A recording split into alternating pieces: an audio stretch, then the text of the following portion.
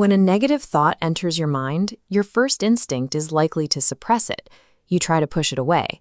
But neurology shows us that fighting an intrusive thought actually activates your brain's fight-or-flight response. Resisting signals your nervous system that you're under threat, hardwiring stress deeper into your body. We get trapped in this response because of a psychological illusion called cognitive fusion. We mistakenly believe that we are our thoughts. Because we cannot separate our core identity from our anxieties, every passing worry feels like a direct attack on who we are. This creates a relentless habit loop. A standard trigger occurs, your brain produces an automatic emotional reaction, and then your mind fights back against that emotion. The resistance itself acts as a secondary stressor, locking your nervous system in a state of high agitation. Achieving mental freedom requires abandoning the war of mind control entirely. The pain you feel doesn't come from the thought itself. The resistance to the thought is the actual source of your suffering. Ancient Advaita Vedanta philosophy offers a framework to break this loop by separating your mind into two distinct parts: the observer, which is your true awareness, and the observed, which are the temporary thoughts and emotions passing through you. The spiritual teacher Ramana Maharshi compared the restless human mind to a wild monkey. If you try to tie a wild monkey down, it will panic and bite you.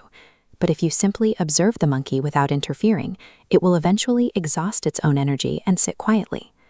When you identify as the witness rather than the participant, you stop granting external judgments the power to disturb your core equilibrium. By remaining as the steady sky while the weather of the mind shifts, social pressures like honor or humiliation become just more patterns moving across the horizon. To see how this works in practice, let's trace exactly what happens during a routine daily trigger. Imagine someone delivers a sharp insult to you at work. Here is your mind's default path. The insult enters, and your brain instantly generates a negative emotion, like anger. Immediately, your ego rejects it. It labels the anger as a bad thought that shouldn't exist, attempting to force it out of your awareness. This internal rejection creates cognitive friction. By refusing to let the anger exist, you trap the emotion inside a tight mental box, forcing it to bounce rapidly against the walls of your own denial. Psychological pain stems entirely from this lack of internal space. While the trigger creates the initial emotion, the compression caused by your own resistance turns a temporary feeling into a lasting state of suffering. This brings us to Sri Bagavath's core operating principle, known in Tamil as Veli Kodathal, or giving space. This is the deliberate, active process of granting absolute internal permission for an uncomfortable emotion to exist exactly as it is. Dropping the role of the judge interrupts the automatic loop of resistance. By allowing the thought to exist without a fight, you stop feeding the neurological signals that keep the amygdala in a state of high alert. The original thought hasn't been destroyed, but because its container is now infinite, the pressure drops to zero. Without boundaries to crash against, the emotions naturally lose their momentum and fade to a neutral state. Take a moment right now and apply this to a specific anxiety you are currently facing. Instead of fighting that anxiety in the hallway of your mind, open the door completely. Let it walk in. True spiritual emptiness is not a blank mind devoid of thoughts. It is the state of having infinite space to accommodate any thought without ever losing your equilibrium. A common barrier in this practice is the fear of action.